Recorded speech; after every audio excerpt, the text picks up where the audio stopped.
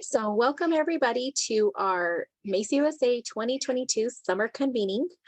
We are so happy to have you here with us for today's events, for today's and tomorrow's events. I won't give too much away as we have a lot of introductions here in this session, but I just want to introduce myself. My name is Anita Gonzalez. I am the Deputy Director for New Mexico MESA. And I'm also here, I am the facilitator for these events that we're having and one of the hosts for our events. So I just want to welcome you on behalf of New Mexico, a co-welcome on behalf of New Mexico. And so with that, I will pass it on over to Ms. Ling Faith Ewerts, who is our Executive Director. Good morning, everybody, and welcome. New Mexico MESA is honored to be your summer 2022 convening and NEDC host. Mexico is known for its brilliant blue skies, plethora of outdoor activities, and its hospitality. Before we begin any further on our welcome, though, we would like to take just a moment in our time together to honor those by honoring those whose lands we stand on. If you wish, please feel free to add in the chat your land acknowledgement. We in New Mexico are spread out across the state. Our MESA programs are everywhere, and we wish to honor and thank the 9 Pueblos, the Navajo Nation, and the Apache people for the care that they have provided to this land and our opportunity to be here. As you work your way through the sessions our colleagues have created, here at MESA, we hope not only that you feel that you're absorbing knowledge and igniting new ideas, but we hope that you feel a bit of New Mexico's hospitality embedded in your day. I and all the staff of New Mexico MESA wish you a very warm welcome. And now I will turn it over to our chairperson for MESA USA, Dwight Carr. Thank you. Thank you, Lane. On behalf of MESA USA, I welcome our sponsor, MESA advisors and guests. Today, we celebrate Juneteenth, America's second Independence Day.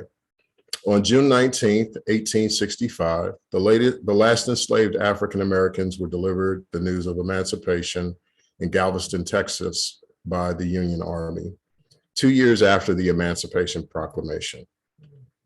Texas made Juneteenth an official holiday in 1980, and June of 2021 was the first year it was celebrated as a national holiday, recognizing the day when all African Americans were freed from the atrocity of slavery.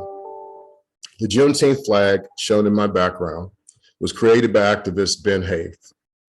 The star represents Texas, the starburst around it, a nova symbolizing a new beginning, and the arc in the middle represents new opportunities and promise. Over 150 years later, the institution of slavery continues to result in barriers to equity and access that extend to STEM majors and careers.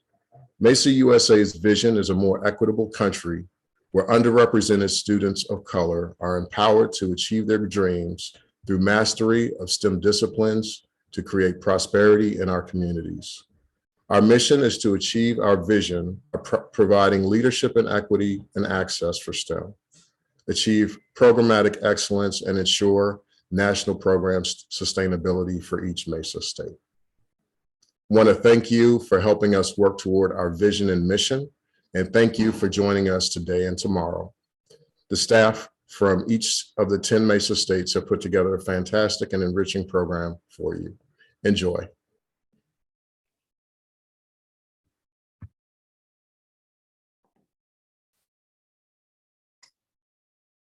Hello, everyone. My name is Bill Pike, and I am the chairperson of the curriculum committee. That is the group that has put this all together. So what I want to do right now is do our state roll call. And so if you're the executive director of the state, could you please unmute yourself when I call your name to give a little shout out? If you're part of that state and you're an attendee, please, make some noise in the chat and say where you're from. And so with that, I'd like to start off alphabetically, so you don't think that I'm favoring anything, with Arizona, the Grand Canyon state. So let's make some noise, Arizona.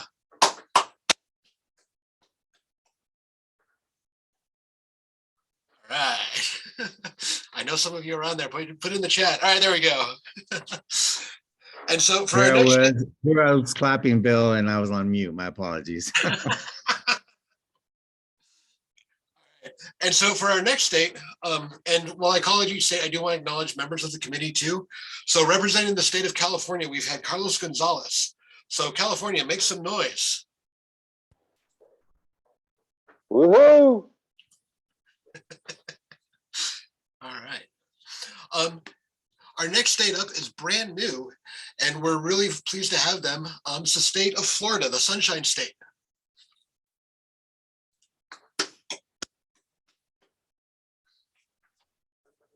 All right, coming up next, we have the great state of Maryland, the Old Line State. Maryland.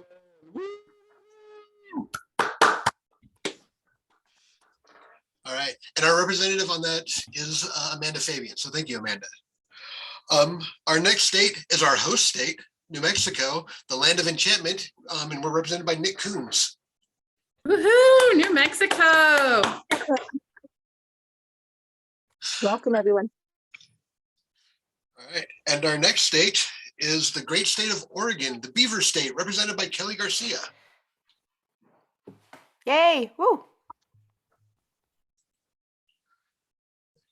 And our next state, another new state, is the great state of Rhode Island, the Ocean State, represented by. Hey, everybody, I'm Case DeGroat, Executive Director. Glad to be here. All right. And our next state is from the great state of Colorado, Rocky Mountain, represented by Danielle Ladd.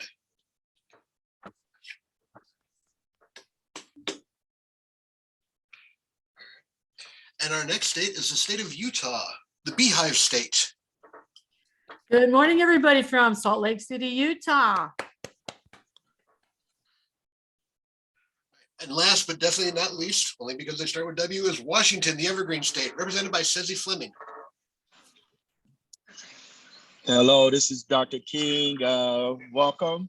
It's good to be here, and we're excited to be a part of this. And so with that, I'll turn it over to Rudy McCormick, Executive Director of Arizona. Thank you very much, Bill. Really appreciate it. We are very excited to be able to kick off today's convening or this two-day convening with today's keynote. And I will be providing a brief bio for Dr. Ebony Amatala-McGee. She's a professor of diversity and STEM education at Vanderbilt University's Peabody College. She investigates what it means to be racially marginalized while minoritized in the context of learning and achieving in STEM, higher education, and in the STEM professions. She studies in particular the racialized structures and institutional barriers that adversely affect the education and career trajectories of underrepresented groups of color, particularly focusing on STEM entrepreneurship. This involves exploring the social, material, and health costs of academic achievement and problematizing traditional forms of success in higher education, with an unapologetic focus on Black folks in these places and spaces. Dr. McGee's National Science Foundation Career Grant investigates how marginalization undercuts success in STEM through psychological stress, interrupted STEM career trajectories, imposter phenomenon, and other debilitating race-related trauma for Asian, Black, Indigenous, and Latinx doctoral students. In her book, Black, Brown, Bruised, How Racialized STEM Education Stifles Innovation, Dr. Ebony Amatala-McGee advocates for structural and institutional changes to address racial discrimination, stereotyping, and hostile environments in an effort to make the STEM field more inclusive. With that, if you could please help me to welcome our keynote speaker, Dr. Ebony Amatala-McGee. Thank you so much, Rudy. I appreciate the introduction. And I would say, well, why is Tennessee not part of MESA?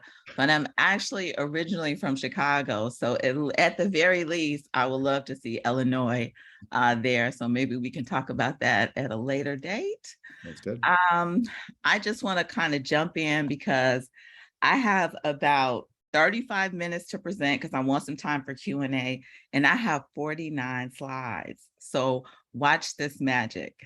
and it probably won't be magical. So I first kind of want to start off about what are we often taught in STEM? We are often taught that STEM is innocent, neutral, objective, colorblind. And if you don't want to talk about race and racism, come to STEM, because STEM is a place where you can just do STEM and not have to worry about those social factors and social barriers. I mean, this is what I was even taught at a historically Black college, to just focus on the STEM.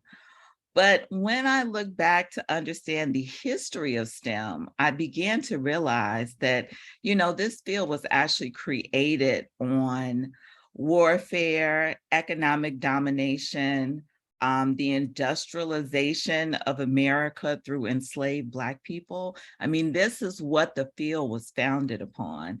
And then also, I think the STEM and as the culture has a superiority complex where we don't partner with folks in humanities or anthropology or other fields, and it just goes beyond not being able to access hand soap. We're talking about medical algorithms that would choose kidney transplants that are penalizing Black people just by virtue of being Black. I could definitely go on with the medical field. And I also think the competitive nature and us not partnering with other STEM innovative places and spaces. And I'm thinking about China and Russia. And I know that's like a hard topic. It's really putting us at a disadvantage because they are really positioned to thrive because they are working together and we're sort of siloed. And then even when people talk about Black and brown folks, if you go into STEM, at least you'll get a nice salary. But in reality, you'll probably get $30,000 less than your Asian counterpart. And this is after the PhD in science and engineering. So STEM certainly isn't like this problem-free colorblind image. How we're often taught about STEM is through this pipeline image. And the pipeline suggests that there are little tiny leaks. And if we could just patch those leaks up, STEM would be a thriving profession where, people of diverse backgrounds can, not simply survive, but thrive. But in reality, if you actually talk to the folks in Silicon Valley, they'll all tell you that they can't find talented, high-achieving Black and brown students. I mean, they won't say it directly, but the pipeline suggests that. But we actually find out that even those who get a degree from a top university are still not hired at the same rate as their peers. They're hired at half the rate that they actually should be if these companies were so desirable for trying to find Black and brown STEM talent. And when this data was presented by Black economists at NYU, these Silicon Valley companies basically had no comment. So this suggests to me that they aren't really little tiny leaks. The pipes are busted. And if 2/3 of water was leaking out of your house, for an example, and the plumber came to your crib to assess the damage, he certainly wouldn't be cussing out the water. If the pipes are the ones that are corroded and leaking, he would tell you that the pipes need to be pulled out. And it may damage the foundation of your home, which I'm going to argue later on is not a bad thing. So what am I trying to do? I'm still trying to simplify and give a pictorial of what I think is happening here. And it really actually starts with prenatal. And people often don't go to prenatal when they think about the K-20 pipeline. But the reality is there's some children who won't even make it to kindergarten. If you know anything about Black maternal health, and if they make it to kindergarten, their mothers might not make it, right? So I'm trying to suggest that maybe it's not as simple as a pipeline. So this is my version of kind of like a STEM water world, where we can see that there are barriers set up, there's ways to ease those barriers and to kind of get around those barriers. If you're white, affluent, or you're at a elite institution, social economic status certainly has a lot to do with that. But I'm trying to better nuance and really talk about the challenges in a complex way. So like, wish me luck, because I'm certainly not finished with that. But I just kind of want to give you a snapshot of what this looks like. So often when we talk about, and I know that there are K-12 teachers and STEM teachers, I'm gonna try to get to y'all both. But when we look at the high school identity period, which is if you don't have robust math or STEM identity in high school, you're not going to major in a STEM in college. It is highly unlikely, statistically speaking. And we often talk about, what I'm suggesting here in this pictorial is that when it comes to Black and Brown folks, their math identities are fragile. Now, I'm not saying that they're breakable, but I'm saying by the social condition in which they're placed in, their identities are fragile. So it is highly likely that they could break. And we certainly need to be boosting them with the unique support system so it's not as fragile. So when you talk about achievement gap, we're really talking about opportunity gaps, for example. And we're really talking about a legacy of being historically marginalized through our neighborhoods, our institutions, right? It's not just, these kids don't appreciate STEM, right? It is much deeper than that. But also, there are certain assets. And we often talk about, what is wrong in K-12 schools, but we really don't talk about the ways in which these students kind of develop these coping skills and ways of thinking and knowing that can help them navigate those places and spaces. But as I'm going to argue later on in the presentation, just really relying on them to sort of rise up against their oppressive conditions is really setting them up for mental and physical issues in the future. But I think this slide is important because it also shows that there's not just things that we need, there's not just challenges, but there's things we could certainly capitalize on with the students themselves. Like, I couldn't understand why all these Black and Brown STEMers had this really high rate of volunteerism. Like, why are you volunteering? And they say, I feel able to mentor right now. And if I don't do it, and if I don't help out the next generation, there won't be that Black person like me, so there's these things within the community that I certainly think we need to tap into. I want to shift a little bit to teachers. I'm thinking about public school professors, as I like to call them, because, I'm a university professor, but I think public school professors are like the bomb.com, and we don't often give them enough credit. But there's certainly a sense of stagnation when it comes to Black and Brown school teachers, and the numbers, between 2011 and 2012, in 2017 and 2018, although white teachers have decreased a bit, certainly not the numbers we should be expecting when over 50% of the public school students are non-white. And when you look at another way across about a 20-year period, you will see that, the number of white teachers are going down. But when it comes to who is of color and who's rising in the numbers, the only negative number you see is the decreased number of Black teachers. And I know we often situate this in Brown versus Board of Ed, but this has been happening particularly the last about 15 years. That next legacy of teachers, we're just hemorrhaging them. And Lord knows, stagnation is certainly not good, but now the numbers have actually decreased. And when you look at that and you juxtapose that with, let's just say, engineering faculty members, you see the same exact pattern in a 10-year period. Although we've seen increases with women, Asian Americans, Latinx, which certainly, from 3.5 to 3.8, we should certainly not celebrate that, but at least the numbers are rising, and the only numbers that are going down are for African-American / Black folks. And institutions who had a robust number of faculty, Black faculty, I'm thinking about HBCUs, their numbers are decreasing too. So HBCUs and some MSIs are not this panacea of Black STEM faculty like they used to be, or like some of them used to be. And then just a little snippet for women. If you break those numbers down for women, Black women total in engineering faculty members, this is tenure track only, 153. And I know about 100 of them.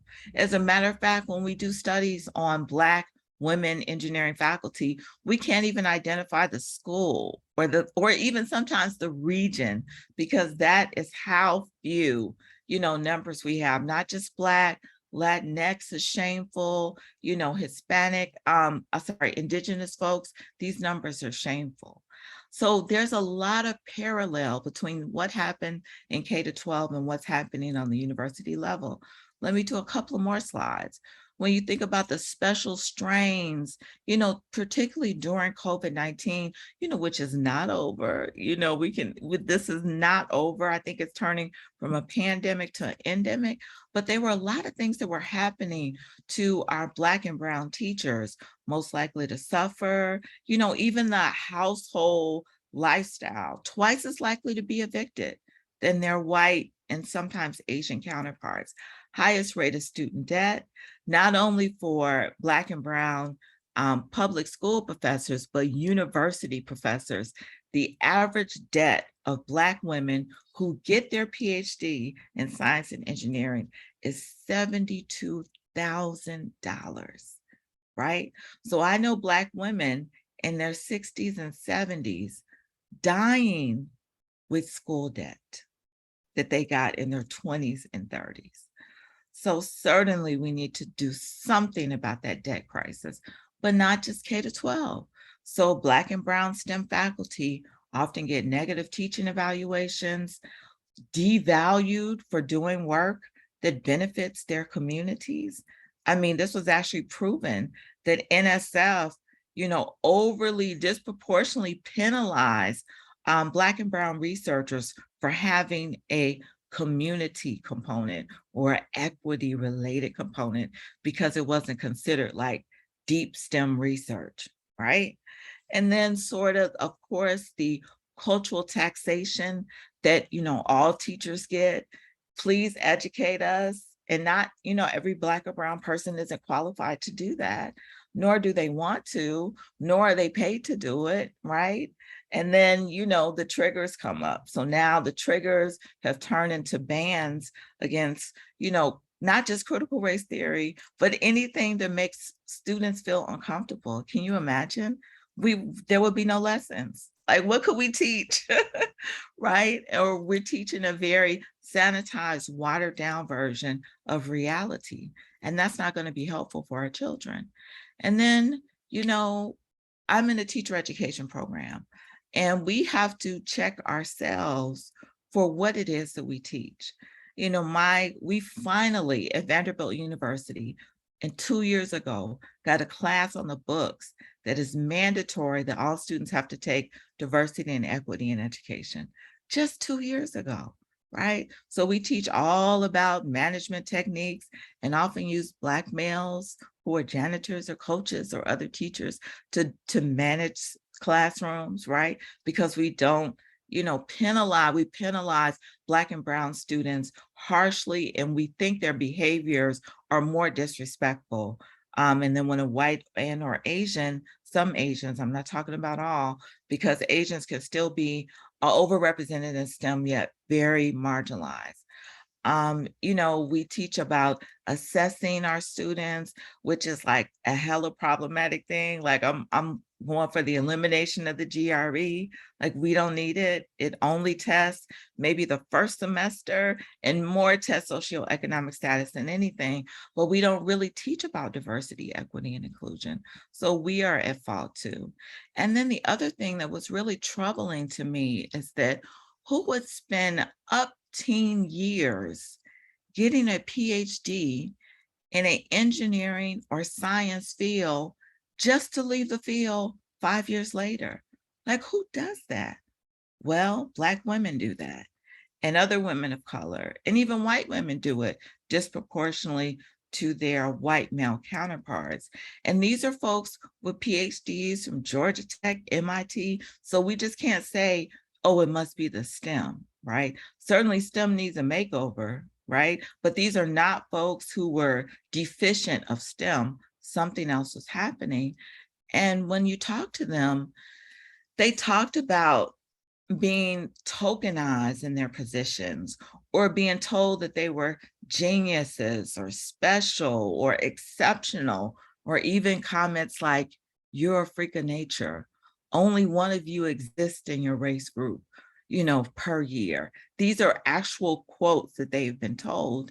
And I'm here to tell you that exceptionality is not protection. And it actually creates a sense of always having to uphold being a genius, right? Can you imagine like every day trying to prove your genius status? And that, you're the bomb.com, but you worked hard and, you've capitalized on opportunities. So, it often creates a just fatigue, a wear and tear trying to prove yourself every day in every way is exhausting. It is extremely exhausting. And then, as I mentioned with, when I started with Black students, and Black students would always talk about their Asian counterparts is that I wish I could go into a classroom and people just think I'm brilliant.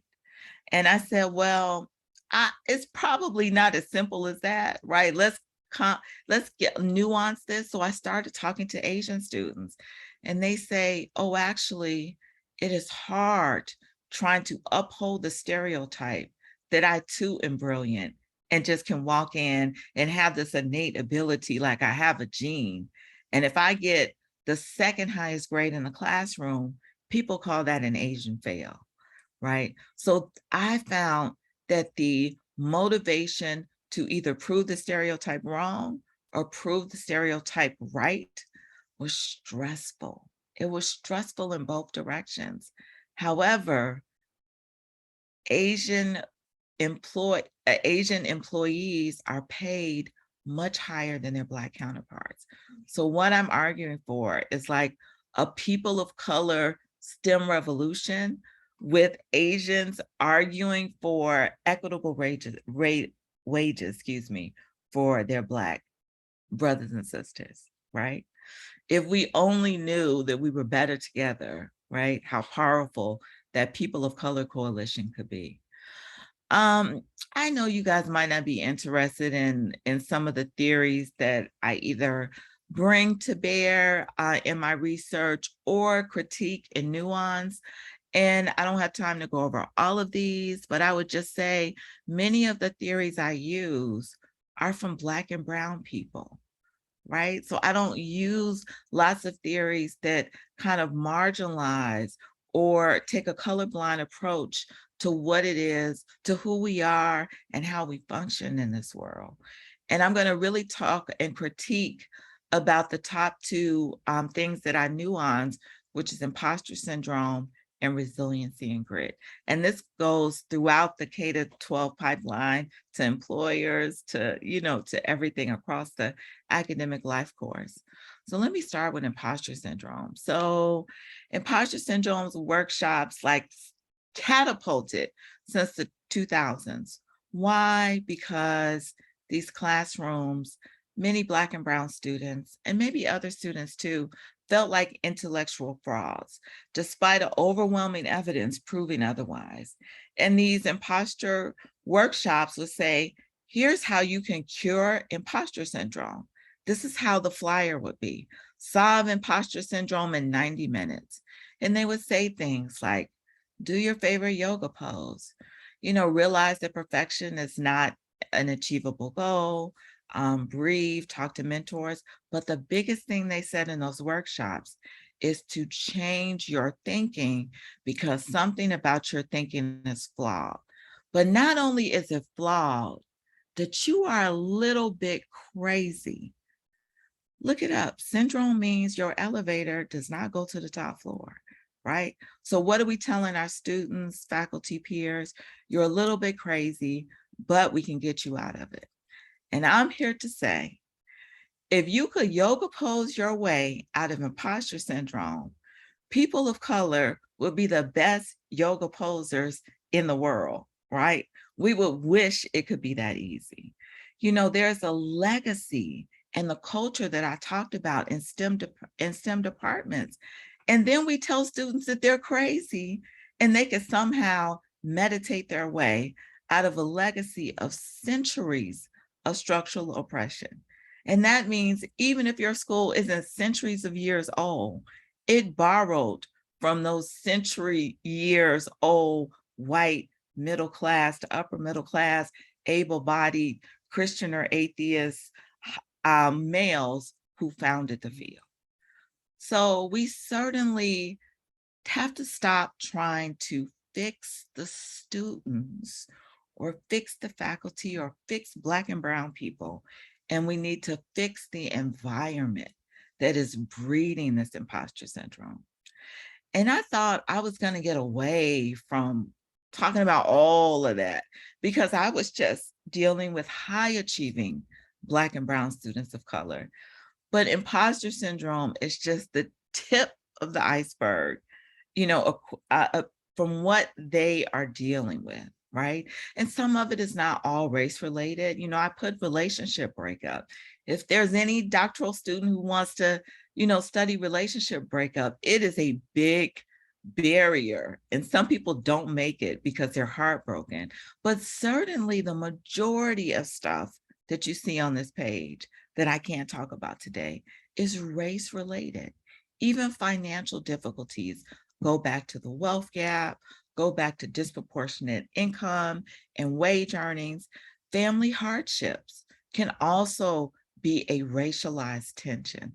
So we have to really be race conscious and not race blind. The other thing I want to critique today is resilience and grit. And what do we often tell students? Sometimes, particularly lately, we're telling them, yep, racism exists, it's a thing. Just rise up, you know, just pull yourself up. We might not say bootstraps, but, you know, we might say, well, what it is that you do for enjoyment.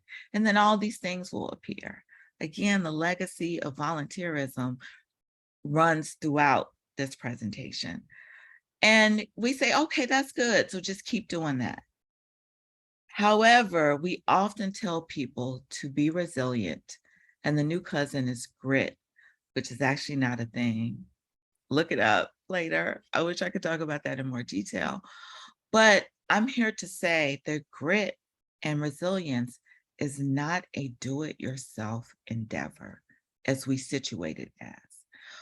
What I understand more about resilience is that it's about your risks in life and your resources.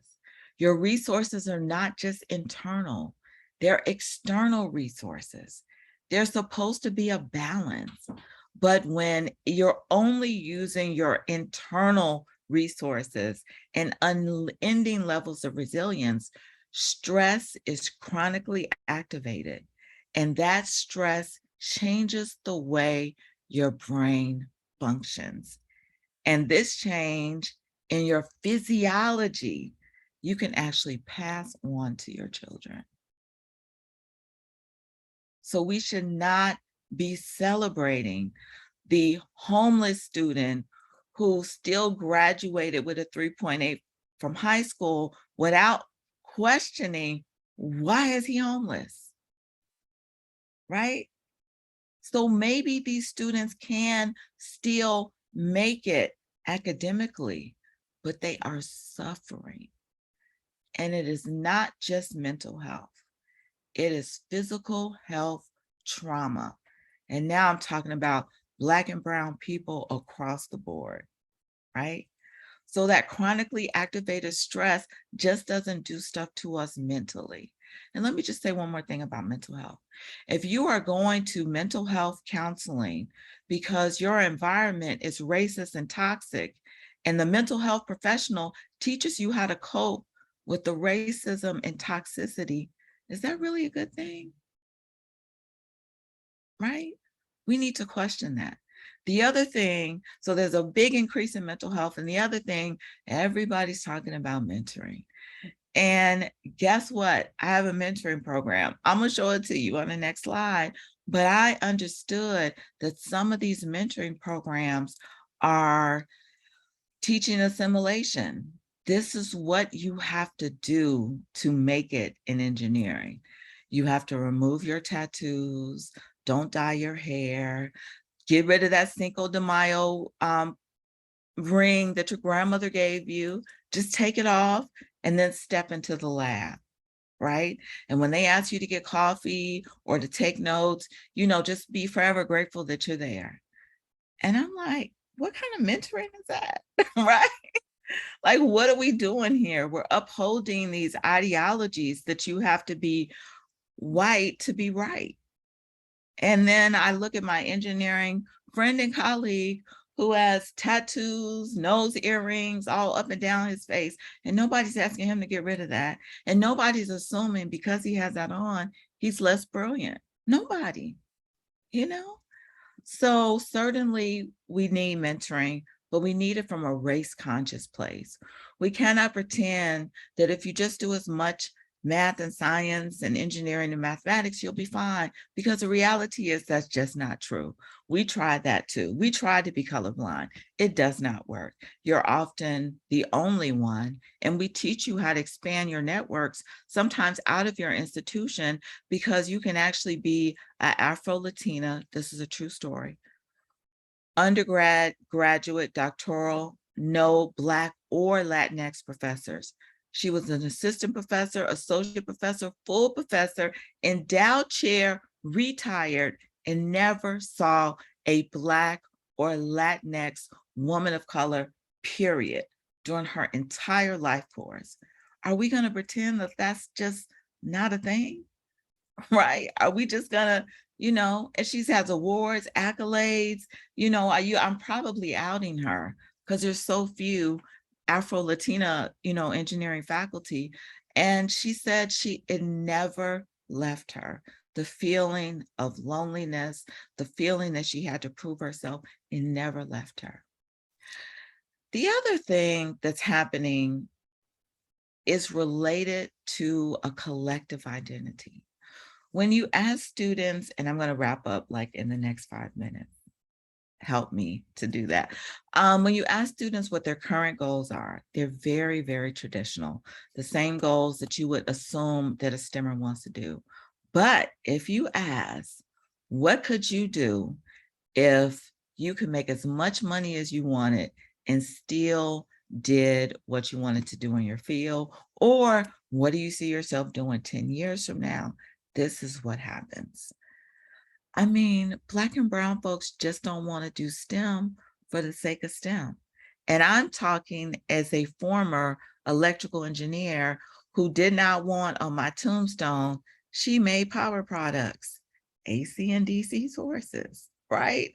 Yeah, I didn't want to make Hewlett Packard, happy and rich without leaving something for the next generation.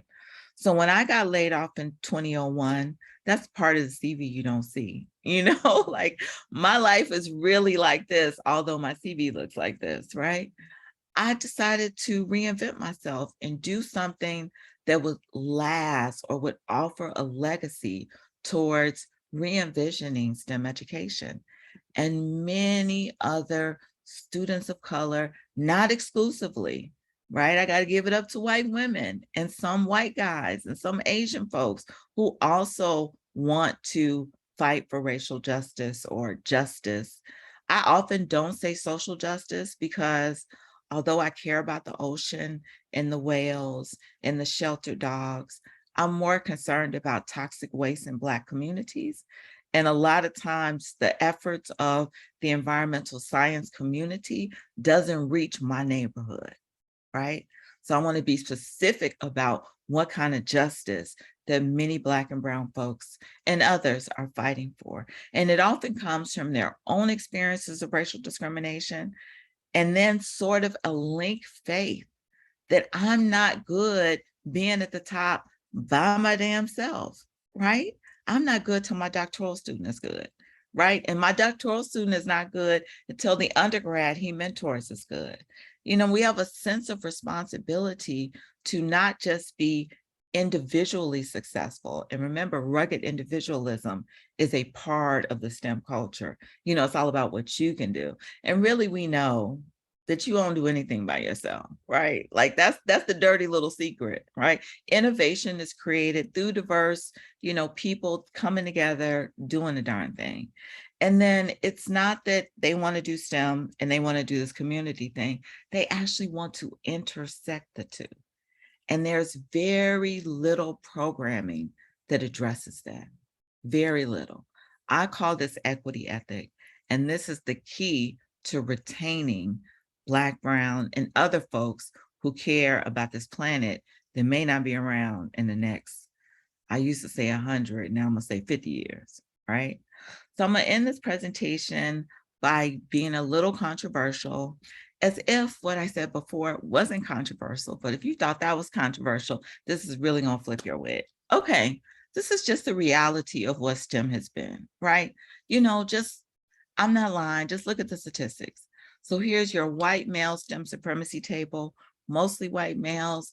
Couple of folks have made it. White women, Asian women have kind of busted through, you know, certainly are at the table, but are still marginalized. So I want to really, really make that clear, right? And what does that represent? I want to talk about the table, not the people at the table. You know, when the first STEM courses were designed, where were my people? We were the technology, like our bodies served as the technology, right?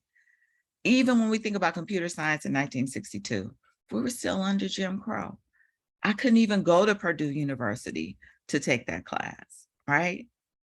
Or I think that maybe I could, but I couldn't do it in engineering, right? And then and who was in our textbooks? A bunch of old white guys. And even when you take somebody here, I'm gonna just put my little clicker, William Rogers, who's the founder of MIT, who we celebrate as an abolitionist. He was an abolitionist in the North and a slaveholder in the South. So we still got some optical white allyship going on here, where you can talk about being an abolitionist while you still own 6 slaves in the South with your wife, right? So these folks, you know, some of them had slaves, and these are our founders of STEM. So let's say you want to put diversity at the table. This is what everybody's doing now. All right, here we go. We got a little diversity, but the table is still the same. The menu that you're going to get is already prepared. So what do you have to do? You have to choose from a bunch of options that did not include you. But be forever grateful that you're at the table, right? So a seat at the table is certainly not enough. So what if we decided to have a revolution at the table? And not like a bang, bang, bang revolution, not like a Trump revolution, oops, but more like a revolution of ideas, of ideologies, right? What do we need to do? And people will often say, let's have some diversity awards and some of the other things that you see on the slide. And maybe that'll break the table. But remember, white supremacy is strong. So we're going to come up with some super glue and glue that table back together. And then we're going to be so mad that you even tried to break the table that we're going to put some steel poles in there, and you won't be able to, whoever comes after you won't be able to break the table. So what do we need to do? We need to dismantle and rebuild with people of color within and beyond STEM, right? Can't just be the STEMers, right? Because what's happening in STEM is beyond STEM. We need some psychology, we need some sociology, you know, leading this effort. And it should be designed to be equitable and inclusive. And what does that mean? This is the hard part. That means that people at the table are going to have to change.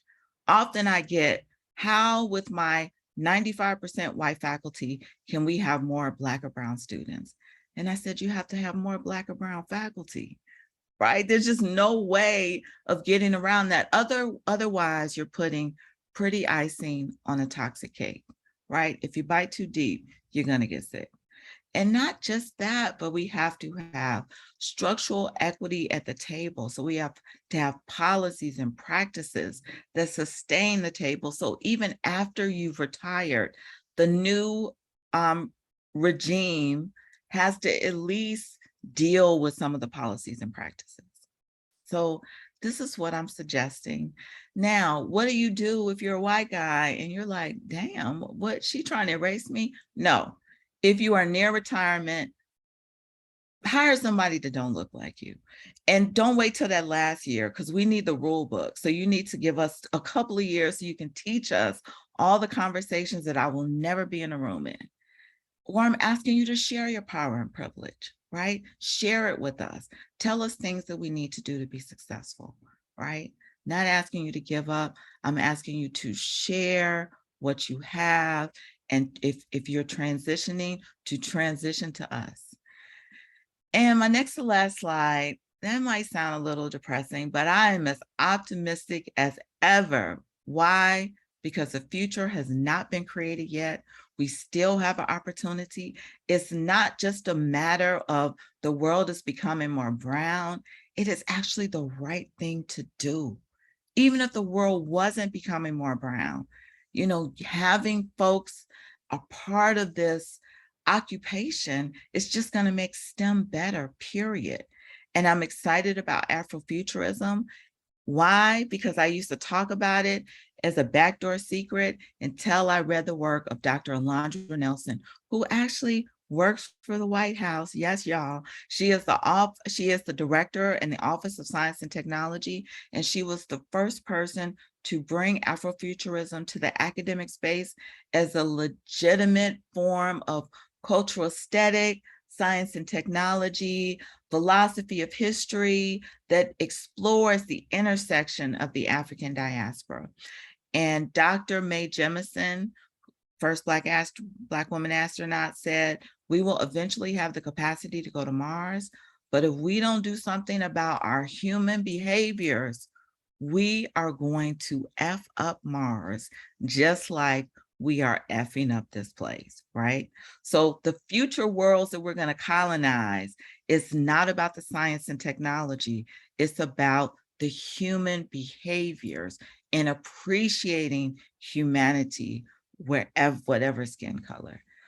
I am not an island. I have a whole team of folks who are working with me, and you know, we like to have fun, and we have a lot more resources that I would be happy to share. Just go to my website, free, but buy the book, not free. Okay, so with that, I will end, and I think I have time for 10 minutes worth of questions. Yay. Thank you so much, Ebony. Want to mention that we are going to send out the book, Black, Brown, Bruised, and here I am not able to show it just right. But we are going to send this out to everybody who is on the call today. So we feel that we're such an opportunity to have you on the call today. We had somebody mention in the question and answer that they read your book last summer. The small group of teachers loved it. Would love if you wrote a book about middle school students. Thank you for presenting today. Very much appreciated. That's from our Q&A section. We are going to send out this book to everybody who is on the call. So just want everybody to be aware of that. It's coming. We hope that there's a lot more lessons to be learned from what is shared in this wonderful book. In the Q&A, we also got a question about what was mentioned just a little while ago about that elementary, middle school. How can those the kind of earlier grade levels potentially help, and then how can we help in our communities that we live in? So I'm going to pose that question to you, Dr. McGee. Yeah, I'm sure there's many ways, but one of the things that I've been most encouraged about is a student parent learning. So there's this group in Chicago, they're called Project Sincere. And what they're arguing is that the key to motivating Black and Brown students to continue in their STEM pursuits is to get their parents on board, meaning that parents need to understand what AP classes do you need to take? Where are the free STEM summer camps, right? What are the good after school programs to go to? So really involving the parents and sort of mentoring the parents to therefore mentor their own children to pursue STEM and to have things like equity ethics. So not just talking about building bonds, but how we can better communities and what is plaguing our communities and how can we take an approach that actually benefits the parents, benefits the neighbors, benefits the community. Those are the programs that have seemed to sustain many Black and Brown children. Now, in terms of teachers, often that's a more structural issue because many of the teachers that we tout as being excellent in STEM are not in Black and Brown neighborhoods overwhelmingly, or if they are, they may be less qualified. So certainly we need some more professional development, for those teachers to get qualified. But I also want to argue that you don't need to have like a 1150 ACT score to teach, first grade math. Right. So sometimes we put the standards, high, and other times that we do need to do some professional development. But I don't know as much about K-12 as higher ed. So, check me if I'm wrong. Ebony, thank you so much for sharing that perspective. We also received another question in the chat that asked if you could share or describe critical race theory from your perspective, given its current context, which has been highlighted for alienating white communities. Might you kind of share your perspective on critical race theory? So I did at the end of the presentation, when I talked about the table, the white male STEM supremacy table. So the reason why STEM is so white and male is because of the table. Right? It's the ways in which our society has been structured to, it's like a racial hierarchy in STEM. And some people would say like, well, white males aren't actually at the top. It's more like international. But if you look at like who owns Google, who owns Microsoft, who owns Facebook, like white males are still running the show, right? And when you think about people of color, let's say we did this in person and I actually came to Mexico, Arizona. There were so many institutions. Let's say I came to Rhode Island. I would drive, I would take an Uber, white male owned. I would get on an airplane, white male owned. The hotel I was staying in, which is STEM, architectural engineering. When you think about the projects, the projects were invented. Like there's no ghettos in Canada, right? So all of that is STEM. The computer that I'm using, white male, right?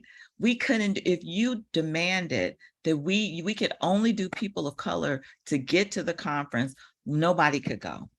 The car that I'm in, the Uber driver, white male owned, right? So that's what structural racism is. And then when you say, this is a fact, that 90% of STEM is dominated by white men. If you think about in terms of leadership in the US, people say, well, why are you criticizing white men? This is a fact. Like, look at it. This is not a critical race theory fact. This is a National Science Foundation fact, right? And when you point that out and you point that now the outcomes of that sometimes is racist technology, not by necessarily the fault of white men. If the field has been taught to be colorblind, to be race neutral, right? It's the field's problem. Like, the culture needs a makeover. So that's kind of why I started with the culture, but the structural racism is what critical race theory is about. It's not about blaming white people for being at the top, right? It's about indicting the structure and hopefully getting folks who have benefited from the structure to understand and share their privilege. Ebony, thanks again. There is another question. So we were kind of asked to kind of think about what can be done kind of at those earlier grade levels. But Dr. Zhang in the Q&A asked, how can we break the table when tenure exists in academia? So anything you would share on that? Yeah, I argue that since Black and Brown folks do a disproportionate amount of service, some portion of service should count, for an article, right? So like every 20 hours that you do above and beyond your, white colleagues, and this can be easily tracked, that should be one publication in like a top tier journal, right? We need to start reallocating the ways in which people get tenure, right? Because when the president of the university asks you to be on the committee, it seems very important at the time. But if at the tenure process, they like, oh, she did service. Okay, next, let's move on to publications, then it's not important, right? So what you're telling people is that we just want to tokenize you.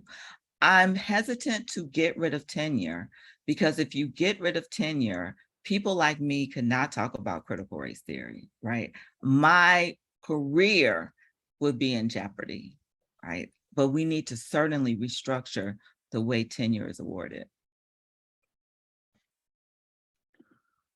Well, Dr. McGee, thank you so much. I think that covers many of the questions that came in into the chat. And again, I think it's interesting that we had kind of questions from all those kind of educational levels, and then also questions that got at that kind of structural table that you very well identified. And it's something that we still need to kind of tackle that dismantling of and kind of that new building of the new table.